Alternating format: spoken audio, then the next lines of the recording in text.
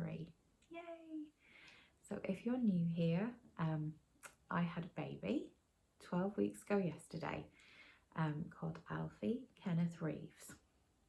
So the reason I wanted to do this video is because I'd intended to film the entire pregnancy. I had intended to do like weekly pregnancy update videos, and I got quite sick during the pregnancy. So I suppose this is to kind of formally end that chapter of my storytelling, because I'd kind of let you guys in on some of it, and then it was then I disappeared, and then Alfie was here. So it's to kind of finish that off, I guess. Also, it's for Alfie. I intend to do all the kids' birth stories. Here we are. So Alfie Kenneth Reeves was born on the 25th of January 2021. Cut to kind of like April-ish last year, 2020. You know, we'd had all this bad news, and then I suddenly turned around to John. I was like, remember I wanted to have a baby? Yeah, I still do. So what do you think? And to my absolute delight and shock, he was like, yeah, okay.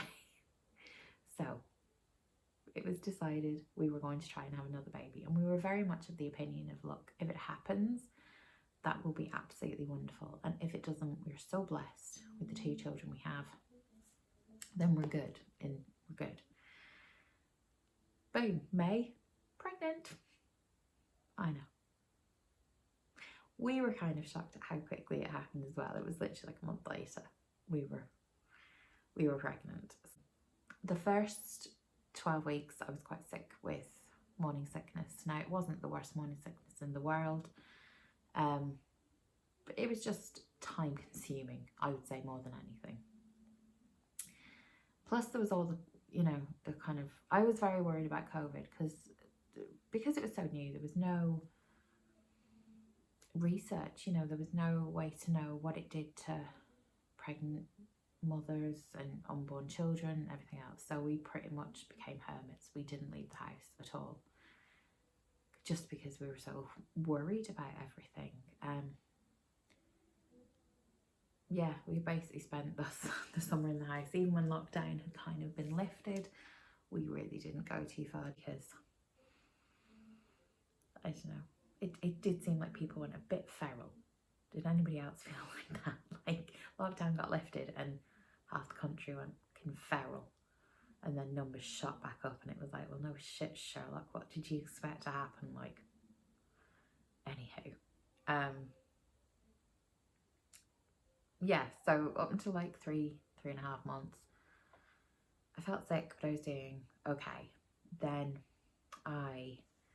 in my first pregnancy with Anaemia, I had developed a condition called cholestasis. This is basically, it's your liver not working as effectively, let's say, as it should do at removing the toxins. So something called bile salts that's in your blood start to increase. And the first telltale sign of this is an itch. Now, they say it's an itch.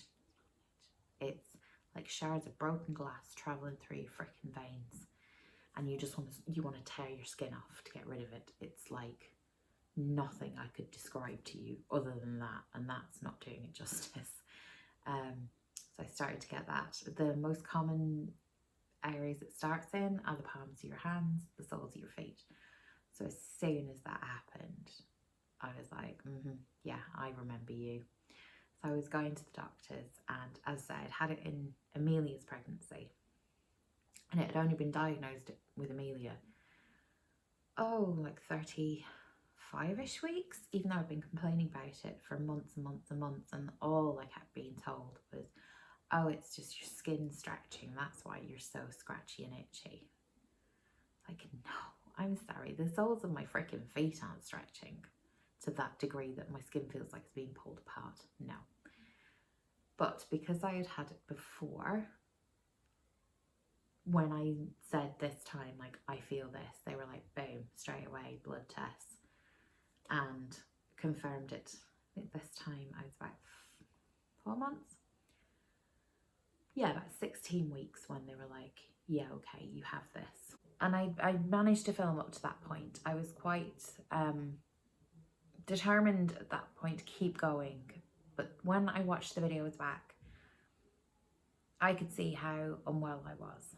And I was trying to be chirpy and trying to keep it upbeat, and it just felt like a big old lie. I didn't want the kids to see that. I always wanted to be kind of honest about my life, my experiences, so I didn't put it up, and I did not feel like filming. I felt so sick constantly. I had anemia, which I've always got, but obviously being pregnant makes the anemia worse. So yeah, I had this cholestasis with all these toxins not filtering out of my body properly. I had no blooming red blood cells doing any work, so I felt pretty rough. And then we got the news that John's father had passed away the 18th of September last year. So it was like being hit for six. We obviously knew he was poorly, but we hoped and prayed that things would get better. And then towards the end, we hoped and prayed we'd be able to see him again because he lived in England. And obviously with COVID and not being able to travel, it just didn't happen. So as I say, we were hit for six. I couldn't have filmed and not talked about it, and I definitely couldn't have filmed and talked about it because I would have just been a snivelling mess. So again, that was another reason to stop kind of filming, was I wanted to come back to it. I wanted to give myself a little bit of time to grieve, but again, because of COVID, let's say he died in September and he wasn't buried until the 1st of November, which is just horrific. Like, to see what John was going through, that he couldn't grieve properly, he couldn't, process properly. And it was all because of COVID. And, if you were one of those people that decided to go on holiday when the first lockdown was lifted, or decided to go out for drinks and not socially distance and not wear masks, and just be one of those people that was like, oh, lockdown's lifted, we can get back to normal now. You affected people's lives that you won't even know about. And I just think that's absolutely selfish. I do. And that's probably going to make me a few enemies, but,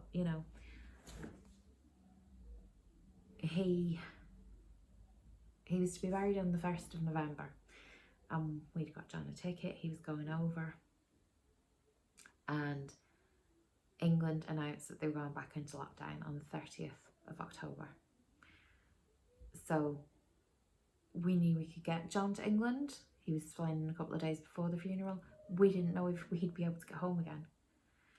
So we had to take the decision at the very last moment that John wouldn't go to his father's funeral, just in case he couldn't get back into Ireland, because they were banning all travel. So that's why as I've said, if you one of those people that decided to go on holiday or decided to go on a night out and, help spread this fucking disease, then you're just selfish, because John had to miss his father's funeral because of it. Horrific. So, we're now in November, so I'm like, about 6 months pregnant at this point, and every week the bile salts were going up, the iron was going down. So every week I was feeling sicker and sicker. I was travelling up and down to my mum's at least once a week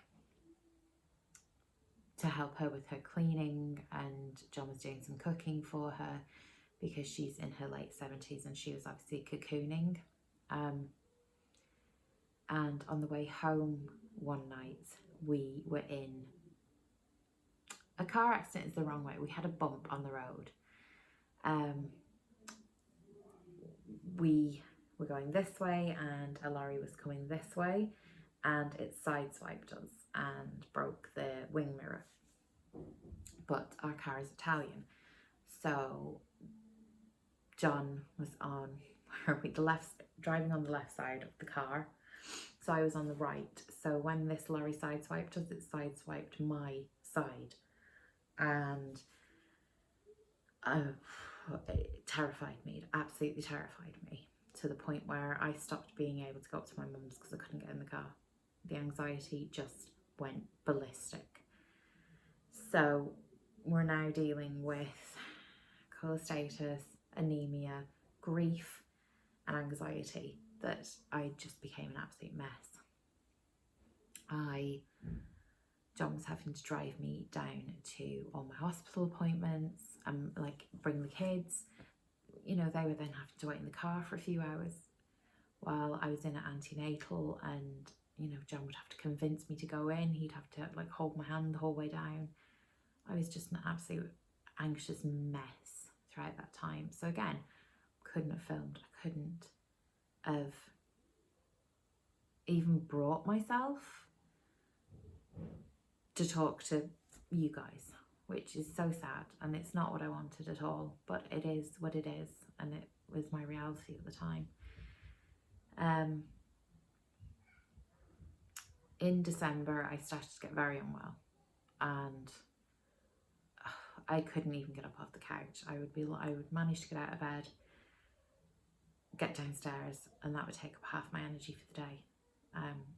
Helping the kids with the smallest of tasks was just a ginormous thing I had to accomplish. And I mean, like, looking back now, I mean, suppose anybody looking from the outside in would have been like, Jesus Christ, love, you're putting your child's shoes on, how hard can it be? And at that point in my life, it was everything. It was like climbing Mount Everest. I was with the doctors quite frequently because of all these things going on. And Christmas Eve, they had rang to up a lot of them, put me on different medications to try and get the toxicity in my blood down. Like, I was looking a bit yellowy. It was really getting quite serious. And then it was a couple of days after New Year's, like I think it was New Year's Day or the day after, the hospital rang in a blind panic. They'd had my blood results from a few days beforehand, and the bile salts were getting to a dangerous level. Now, cholestasis, it can be fatal to the fetus because these toxins pass the placental barrier and enter the baby. So when they get to a certain level, you know, it's very, very dangerous. So I think it was the 2nd of January, I got rushed into hospital. I had to have steroids because they knew they would be delivering the baby early. So I had to have steroids. I had to have iron infusions to try and get my blood up in case I had a bad bleed during the surgery. Yeah, I felt pretty shit. I felt really shit. And I was in there for about a week, I think. And God love John, he was an absolute trooper. He stayed at home, he minded the kids. It was very lonely for me because obviously he couldn't come in and visit because lockdown had started again, so there was no visiting in the hospital. Like, he missed out a lot on this pregnancy because you weren't allowed fathers at the antenatal appointments or at scans or anything, so it was really quite long, and he was quite sad because he was missing out on so much. Yeah, I was in hospital for about a week at the beginning of January, got released then to come home. I'd been put on bed rest at the beginning-ish of November, around the time of John's father's service. So when I got released from hospital, I'd been put back on bed rest, and with the view of the baby coming in the next couple of weeks.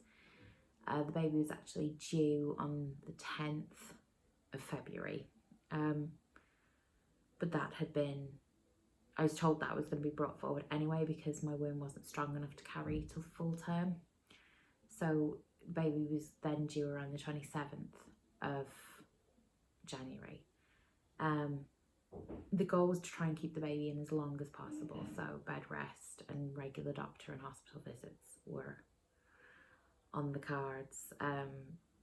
We had a lovely consultant. He was so nice and so funny, and he took very good care of us, called Dr. Postle. And I had to have a scan. It was the 19th of January. It was the Tuesday. And I had a scan at like 10, and then I had to be at the clinic for 12, and then I had to go and have an iron infusion at 1. So it was a very, very busy day, and I was so stressed out by it, at like the thought of it all. Couldn't drive myself because I wasn't driving at that point. It was unsafe for me to drive. So John and the kids had to come down with me.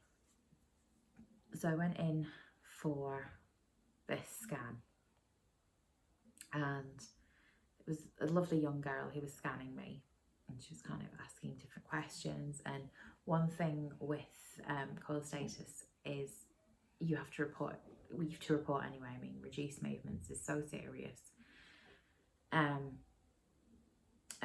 it's good that they take it so seriously now, because it's such an important step. And to be told, like, years ago it would have been, oh, you've got reduced movements at this part of the pregnancy because the baby's no room to move.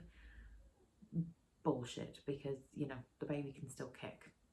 Anyhow, so I had my scan, and she was like, what's this, what's that, how the movements. And I said, well, look, they are reduced. The baby hasn't been moving about as much as you'd want it to, or it had been. I keep saying baby because at this point we didn't know what we were having. We hadn't decided to find out, because we hadn't found out with the other two. We were hoping that we would have a nice surprise at the birth, so we didn't know. So I reported reduced movements and had to then go and have a trace done. So I'm outside. They sent me down to John. They're like, go and tell your husband that you'll be another half hour or so. So I was like, okay. Went downstairs and decided to text him, because I didn't want to go out to the kids and get them excited that we were going home and then go back into the hospital. So I text John to say, oh look, I have to wait a half hour, go back up and have a trace, which normally takes about a half hour. So that would take me to say 11:30. So he was like, okay, well that's fine, we've still got time to get to the clinic, perfect. So I'm waiting outside this fetal assessment unit, and I'm waiting and waiting and waiting, and then I realise, okay, it's 11 o'clock. Okay, it's 11:30. So at 11:30 I knocked on the door, and this older midwife came out, and she was like, yes, like, I'm waiting on a trace. Well, I'm on my own, you know. Okay, but I have the clinic at 12, so I'm just wondering, like, do I ring them to tell them I'm going to be late, or will I be late, or, you know, do I cancel them, or what do I do? Well, we'll ring them. It's like, okay, great, thank you. You really should have more patience. So I sat down and I texted him, and I was like, okay, this midwife's just been completely rude. I don't know what's happening.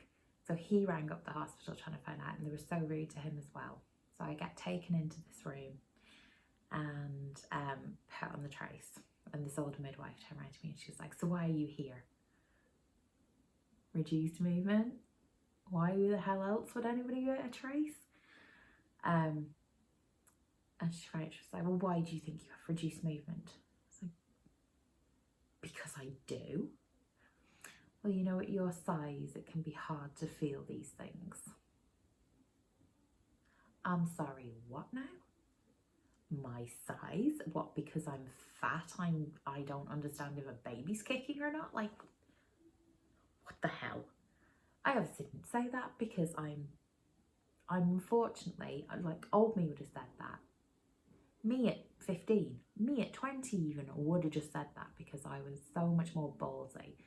But the anxiety and society have determined me to be more polite, because I was sick of being told I had an attitude problem. But I kind of wish I had that ballsy attitude back, because, you know, this bitch is just after saying to me that my reduced movement is all in my head because I'm fat. So I'm like texting John going, okay, so get this, apparently I don't have reduced movement, I'm just fat. Apparently because I'm fat, I'm too thick to understand these things. So I'm on this trace and there's cold movement from the baby. So I was like, excuse me, is this okay? Like, should this not be doing something? And she was like, we might not be able to feel it, you know, because of your girth. Like, oh, you're just coming with all the fucking compliments today, aren't you, love? So another midwife kind of popped her head through the door and she was like, this really isn't doing anything. We should move you. So they moved me on my side, get the trace in the right position. Suddenly we hear the baby, or we see the baby movement. And the older one comes in. She's like, I was just about to do that. Yeah, sure you were. So because she had left me on this machine with no movement for so long, you need a half hour to get the trace done properly. So it's getting up for like 1 o'clock now by the time this is all going on. So I was like, okay, I have to go for iron infusions now. And they've told me if I don't come in this slot, I won't get any, and I need it. So what do I do? She was like, why do you have to have iron infusions? I told her, and she was like, And it says here that you think you have cholestasis. I was like, I don't think I have it. I have it. I've been diagnosed with it. And this is when she delivered her kick. This was like her final kick to the crotch. Because she looked at me and she was like, have you ever had it before? Yes, I had it on my first pregnancy. And you didn't have it in your second? Like, nope. First, yes. Second, no. Third, yes. And do all your children have the same father? What? What the actual fuck? So yeah, I would just kind of lay there stunned, and she was like, that's very unusual. And she walked out. So then I text John this. John's gone mental. So John rings up to tell the iron infusion people I'm going to be late. I eventually make my way up there and I have to wait because I've lost my slot. I get in there and they hook me up to the machine. I haven't eaten by this point because I'd had breakfast at like 7 a.m. We're probably now about 3-ish. So I turn around to them and I'm like, oh my God, could I get like a slice of toast or something? The lovely girls at this day patient clinic thing go and get me some toast.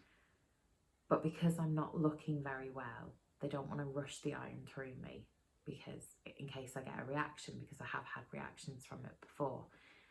So that instead of them getting it through me in like 20 minutes, they put it through over an hour.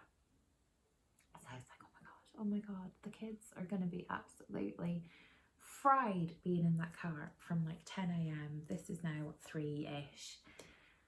So I'm sitting there and I'm texting John and like, oh my God, I'm going to be another hour. Do you want to take them for, like, thankfully he'd had the sense to take them to McDonald's for a treat and to break up the day because God loved them. So I'm sitting, getting this iron in, feeling really unwell, feeling really upset about what the bitch old nurse or midwife had said to me, you know.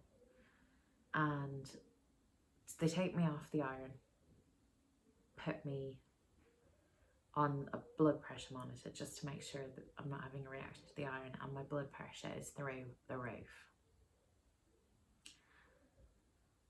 So they call a doctor to come, and he was like, okay, I think you're gonna have to stay in. And I broke. I had an absolute meltdown. Like I was like shaking, crying, could barely get my words out. I was just full-on anxiety attack because I was like, I can't actually do this after today. So they call another doctor to come down, and this female doctor comes in then, and she's like, look, you really do have to stay. And I was like, no, I'm not staying. And all the while they're telling me I have to stay in, I've got this blood pressure cuff on, and my blood pressure's getting higher and higher and higher and higher. And I was like, are you kidding me? And they're like, look, your blood pressure, you know, we can't control it. And it's like, because you're stressing me the fuck out. That's why you can't control it. And a third doctor comes and was like, okay, this is getting ridiculous now. You're not convincing me to stay in here. My children have been downstairs in the car all freaking day long. I need to get them home. They need their mother. They need to see me. So no, I'm not staying in. With hindsight, I should have stayed in. I should have. It was a shit show of a fucking day. It really was. It was one of the worst experiences I've ever had. But I shouldn't have let the anxiety get the better of me, if that makes sense. But it did. I had to sign a waiver to say that, you know, I was going against medical advice and leaving. I ran downstairs in tears, and you know, John wasn't happy I'd come home because he was so worried about me and the baby at this point. But look, I had to promise hospital I'd go back in if I felt unwell, and then I was putting it off and putting it off. Like, this was, you know, Wednesday and Thursday were horrible at the house because I didn't know whether I should be back in the hospital, if I was putting the baby at risk of being at home. But then if I was in the hospital, like, was I going to have another anxiety attack? Or I was so conflicted about what to do for the best. And Friday morning, the hospital rang me like, okay, you're going to have to come in. You're going to have to come in for us to have a look at you. So John eventually convinced me to go in. So I got in, they did another trace. Because I had told the doctors that had come to try and convince me to stay in on the Tuesday night what the bitch midwife had said, Dr. Postle came down to apologise to me, which I thought was very good of him, and the rest of the midwives that I was kind of dealing with apologised to me. Now, the bitch one was there, and she tried to come in to me, and I just told her no, I'm not interested. And she was asked to leave, which was a huge relief because I couldn't have dealt with her. I really couldn't. They did all the tests on me on Friday night and decided I had to stay, and I was too unwell to go home. And to be honest, at that point, I was so mentally broken down by it all. I was like, yeah, fine, I'll stay. So that was Friday night. Saturday, I was in hospital. Sunday, I was in hospital. It happened to be my birthday. That one I will never forget. Obviously, couldn't have any visitors.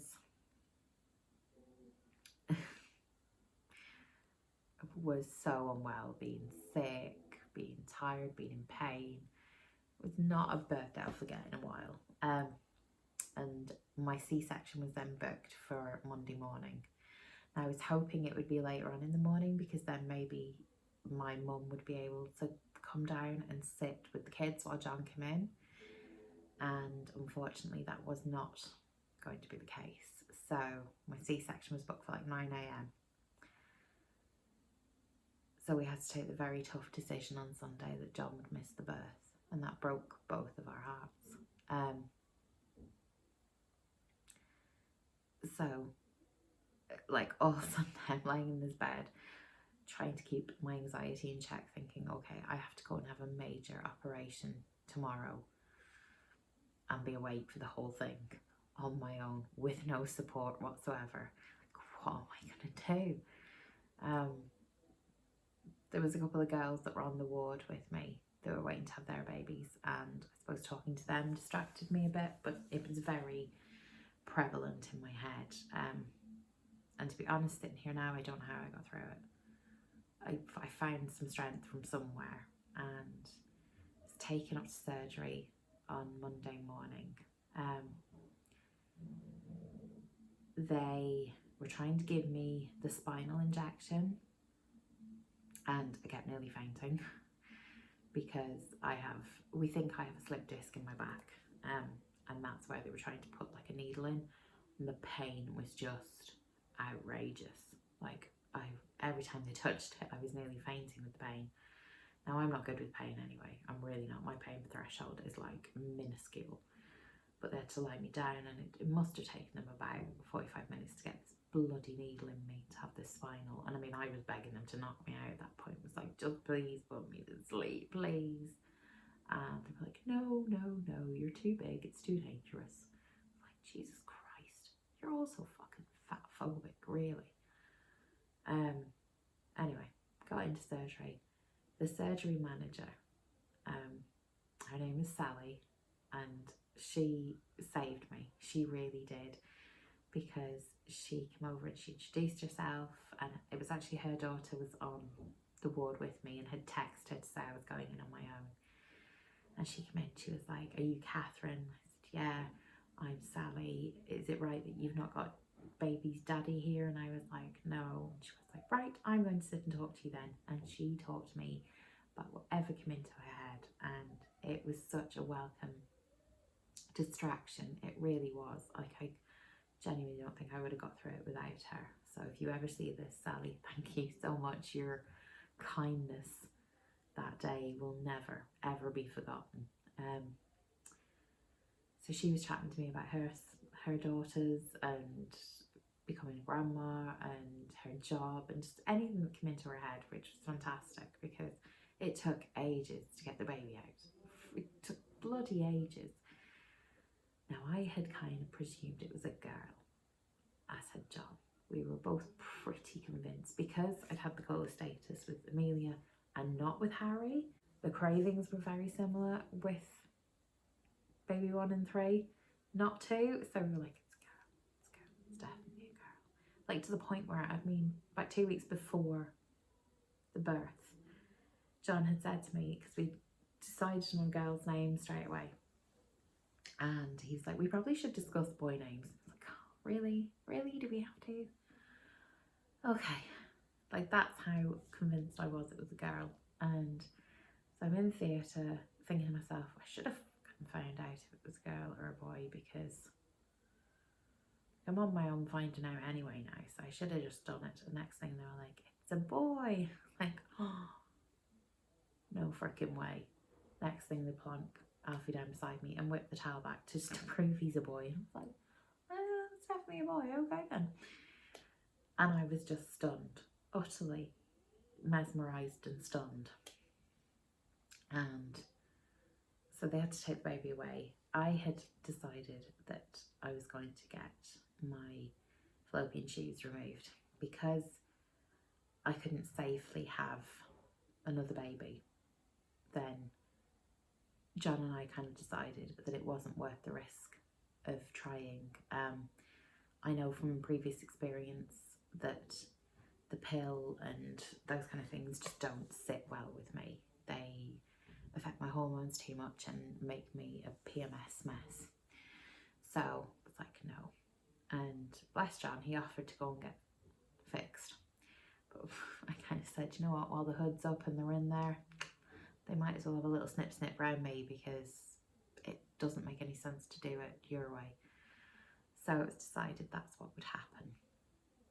Now, I've never had my tubes removed before, obviously, so I don't know how long this procedure is supposed to take. But they're taking Alf away, and I'm lying there and they're doing stuff, and I'm lying there and they're doing stuff. I'm like, God, this seems to be taking forever. And then a voice says, oh, we're going to close you up now, Catherine. It's like, okay, I've made it through. It's okay. Next thing, a voice behind this blooming sheet curtain thing's like, can somebody go and get the doctor immediately? Somebody go and get the doctor. Because he had obviously delivered the baby, done the tube work, and then he had said to his junior that she could close up. So he'd left the room. 5 minutes later, she's like, somebody get Dr. Postle, somebody get Dr. Postle. So I was like, okay, I've seen enough Grey's Anatomy. That ain't good. That is not good when somebody's shouting that. And I was like literally lying there going, excuse me, what's happening? And they were kind of like going around the cat going, oh, it's fine, don't worry, it's fine. Can somebody get Dr. Postle, please? Somebody get Dr. Postle. You're okay, it's fine. So I'm obviously in a blind panic at this point, and my consultant, Dr. Sharma, comes in. Now, Dr. Sharma, she is hilarious. She is probably 4 foot nothing. So she comes in, she's like, hello, Catherine. I was like, what's happening? Like, I don't know till I look. She's very matter of fact. So she goes around, she's like, get me my box. She climbs up on her little box to see what's happening inside me. She's like, okay. She starts working away. She's there for, felt like, ages. Finally, they close me up and I'm allowed to go to recovery. And it was probably about 12:30 at this point, and I'd gone for the section at 9. So my mum's ringing up the hospital going mad, John's ringing up, everybody's ringing up to see what's happening, and all I can do is cry because I'm like, my poor baby, you know, he's just come into the world and he's been ripped away, his mum isn't there, his dad isn't there, like, this is just horrendous. Finally get to be reunited with Alfie, and I went to hold him and I felt something pull, and I was like, oh, what's that? And they were like, oh, okay, so we had to put a little drain in you in surgery. Like, ah, yeah, we just had to put a little drain in. It's like, a drain where? In your abdomen. It's like, why? Oh, there was just a little fluid, just a tiny little bit of fluid. It's fine. So I was like, okay, you say it's fine, it's fine. I'm gonna trust you. And so I had this drain in for like 3 days. Apparently my abdomen started filling up with fluid whilst they were doing the tube removal. They don't know where the fluid came from, they don't know what it was, but they had to drain it out. So that was the complication. We're still not overly sure of how that has left me because I haven't had my period since. So yeah, I've got to go and have bloods taken actually tomorrow, and I'm seeing my own doctor on Monday to hopefully figure out that nothing's too much ado. But yeah, I had this drain in and they took it out. Like, he was born the Monday, I think it came out on the Wednesday or Thursday. To me, it hurt more than like anything. It was the worst part because I thought, like, because I'm a bit simple, I knew it was stitched into me and it would have to be unstitched and that would hurt, but I thought, like, if that was my skin barrier, that maybe it was like that far in, like, you know, a fingerful. No, the drain was like up near my belly button and it started down at my hoo-ha. They were pulling this thing out, and I mean, it was like, it felt like barbed wire being pulled out. I mean, it was so painful. So I think that was the worst part of the entire doing, was that. Yeah. And then we got to come home. Thankfully, Alfie, he was I'm terrible at this. He was £5 something.